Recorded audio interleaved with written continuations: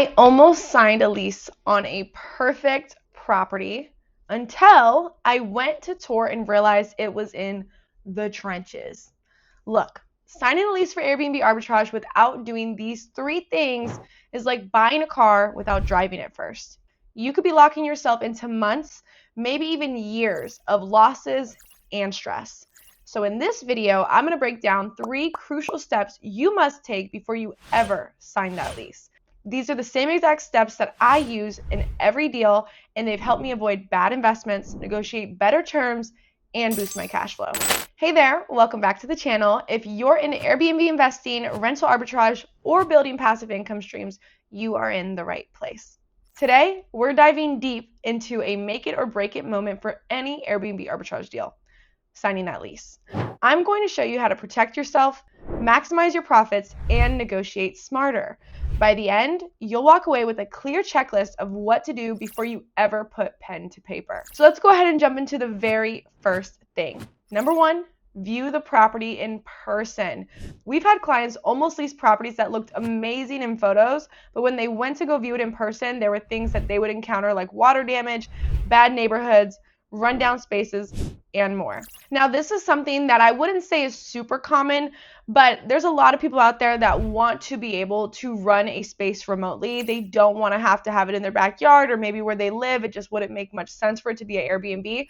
Totally fine. I get it. I run all of mine remotely. But what I would tell you is even if you want to run it remotely and barely ever visit the property, always visit it before you sign the lease. I wouldn't even sign the lease without visiting it first or doing some type of video walkthrough or even doing something as simple as hiring somebody like from Thumbtack or TaskRabbit to go and inspect the property and determine if it's in good shape. If there's a lot of things in person that the photos don't exactly cover, that's going to be crucial. There's a lot of things that you can do remotely. There is majority of things that you can do remotely, but one thing I would not do is sign a lease before viewing it in person. So what can you do? You can schedule a walkthrough with the landlord or the property manager. This is your chance or your maintenance person's chance to test appliances, check lighting, noise levels, security, and just the overall neighborhood feel.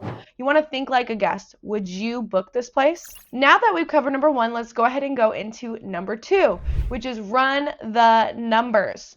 Twice. No, actually 3 times. Don't just guesstimate. You want to get data. You can use tools like AirDNA or Price Labs to analyze short-term rental demand. If you're involved in the short-term rental industry, you already know that AirDNA, Rabu, all these different platforms, they can be hit or miss. So it's going to be very, very important for you to actually run and find comps. Comps are going to be essential. Finding other properties that have a similar look, that are in a similar area with the same bedroom count, same type of feel, see what they're charging, see if they're getting booked, see what they're doing differently, because that's going to tell you whether or not, just based on the AirDNA projections, if the home is going to bring in similar income or potentially more. So you're always going to want to run those comps. I wouldn't rely solely on AirDNA or Rabu. I mean, AirDNA did start implementing a confidence score, like whether it actually feels really confident about the number that it's giving you, which is helpful. But at the same time, I wouldn't just believe everything that it says. I would always run comps, always look for good data. If a property has only been on Airbnb for like 30 days and it's only been listed for 30 days and it's saying that it's,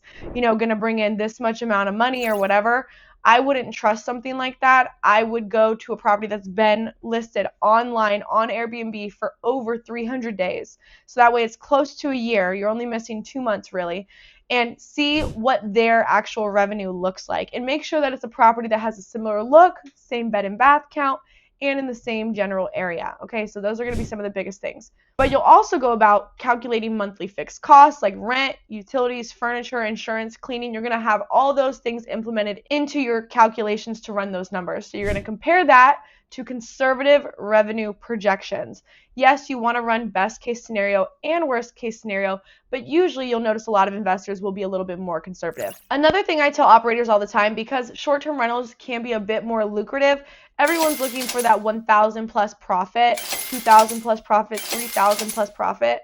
I always try to tell people sometimes it's not always about the actual number, it's about the percentage. So for example, if you have a rent price of 2,000 and you're really, really keen on making a profit of also 2,000 because that's kind of the number that you're looking for, well, a 2,000 a month rent bringing in $2,000 in profit, that's like phenomenal. Like that's a great return, but that's not always the case. We have apartments that we rent for $2,000 a month, and we're happy if we're profiting anywhere from about $750 to $1,000.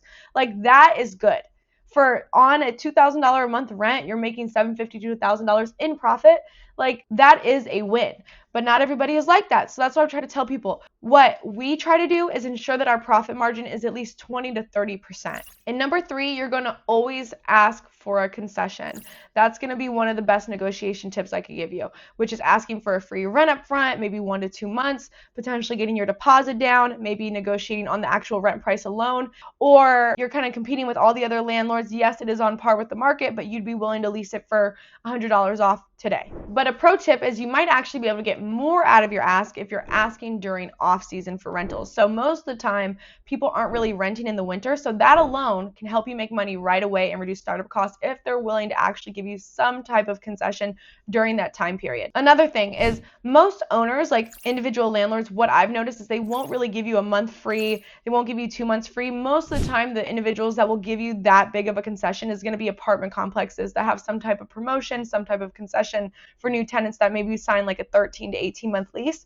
Now, for single family landlords, what I would say is they might be willing to give you a couple weeks free. They might be willing to give you the rest of a month free if you sign in the middle of the month or something like that. But usually you need to make sure that you're willing to also give them something in return. So if you're asking for a month free, or if you're asking for a discounted rent or a lowered deposit, you also have to be willing to give something as well. So for example, one of the times that we had asked for, I think like a month or 2 free, we said that we'd be willing to pay first month, last month, and deposit all up front because we had the cash on hand. Now, if you're somebody that's just trying to kind of save and have your startup costs be as low as possible, one of the things you could offer is a longer lease term. Hey, I'm willing to sign a 2-year lease, a 3-year lease, lock that in, if you're willing to give me a month, 2 months free to get set up and kind of get the ball rolling. So that could also be a really, really good leverage point. I wouldn't say that you can't just go and ask without being willing to give, but it definitely helps your chance. So if you ask for something and you're willing to give something in return, even if it's something small, the owner or the leasing staff, they're more than likely willing to give you something as well. Now, if not,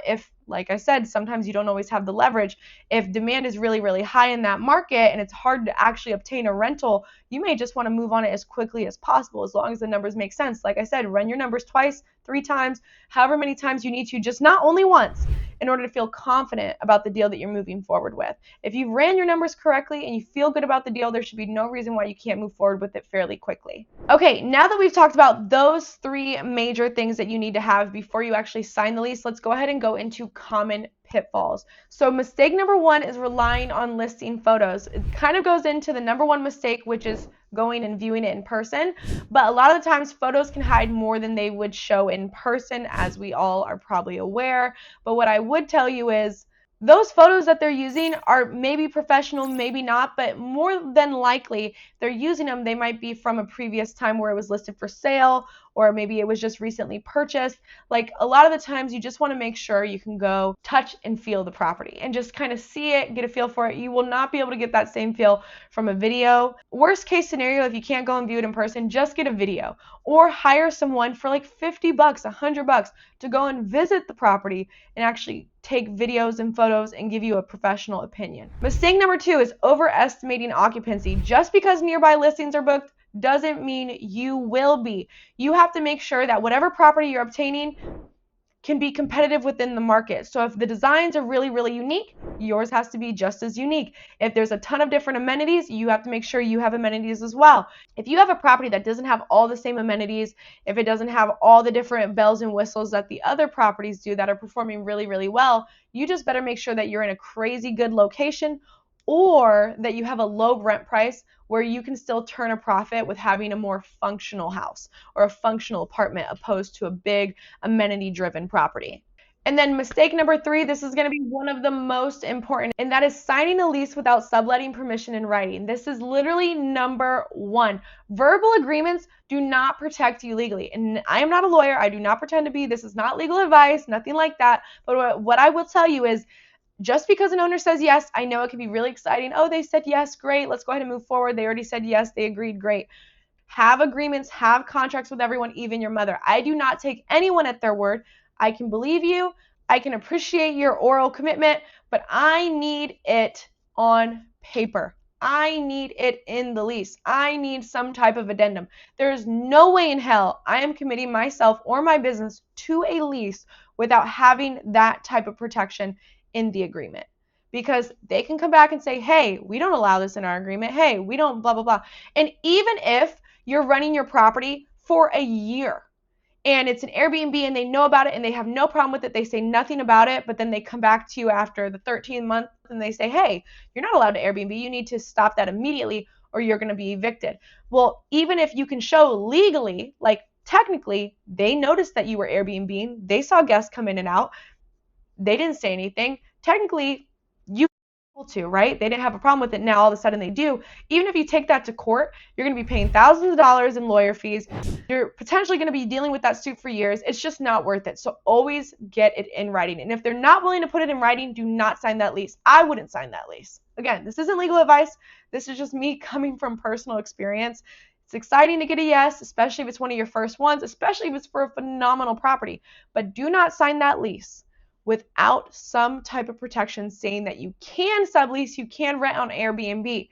Now, if there's no type of addendum in there, there's no type of clause that says Airbnb or short-term rentals is prohibited, maybe, but I would still get some type of addendum that states that yes, you can Airbnb, yes, you can sublease, yes, you can rent for under 30 days, yes, this is like the lease is going to be under your business name, all of that, because that is going to be one of the most important things. Because at the end of the day, management changes, ownership can change, things change, the market changes, circumstances change. Just make sure you get that in writing. So here's how to avoid making those 3 mistakes that I already told you about. Number 1, for viewing the property in person, you want to use a checklist for every walkthrough. Just checking things like appliances, lighting, fixtures, neighborhood, everything that you could potentially think, just triple check, just make sure that the property is up to standard. Another thing is, maybe you go and you view the property and it looks great in person and there's no type of issues that you've encountered.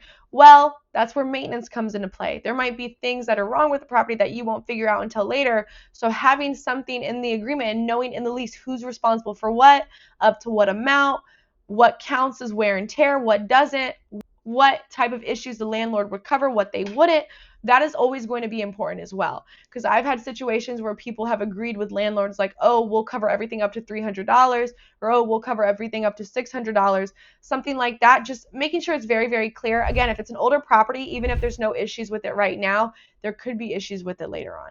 So just keep that in mind and make sure that in the lease, you guys have those main details ironed out. One of the biggest things is maintenance. So having maintenance in there and just knowing exactly who's responsible for what so there's no issues later on, that's going to be important. To avoid having a poor performing property, you want to triple check your rental comps. Like I said, run through those numbers 2, 3, 4 times. If you aren't very familiar with running comps or you just don't want to keep using AirDNA and relying on that to get your properties, feel free to reach out to us. We have a video that shows you how to run comps without even needing an address. You just need a general location. And then number 3, get everything documented. So that is everything from the concessions that they're willing to offer, if they're willing to offer a lower deposit, if they're willing to give you some type of lower rent price, anything like that. Obviously, you subleasing, everything in writing. Just get it all documented, the text messages, the calls.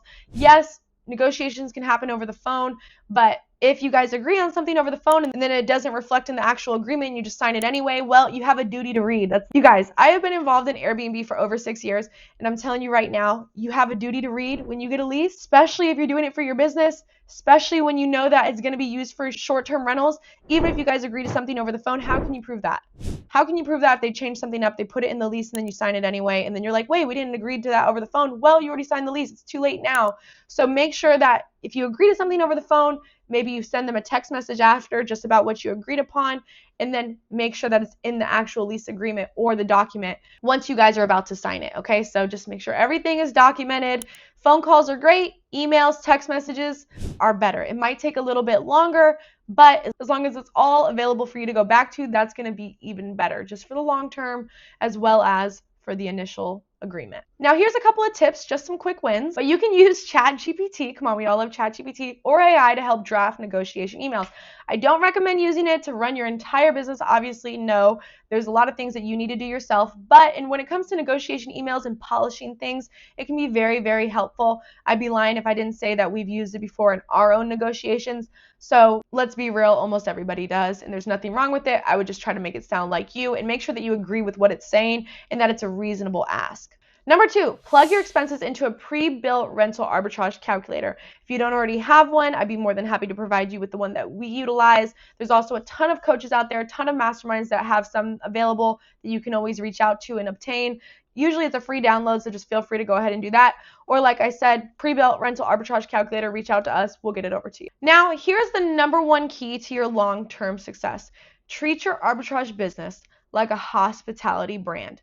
There's so many times when people feel like, oh, I'm a host. Oh, I have an arbitrage unit. Oh, I have an Airbnb. You have a business. You have a brand. You're trying to expand that brand potentially and pick up multiple units.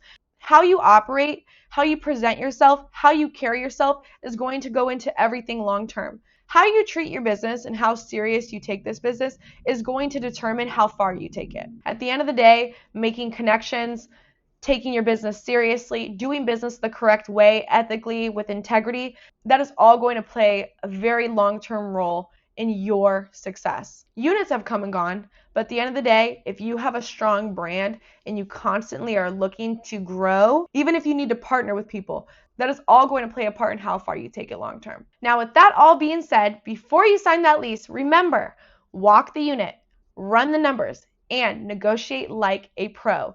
These steps will save you thousands and set your Airbnb business up for success. So if you found this valuable, hit that like button, subscribe for more Airbnb investing content, and check out our free platform where you can view tons of deals, all pre-approved for short-term rentals and Airbnb arbitrage. It's linked below. Thanks for watching, and we'll see you on the next one.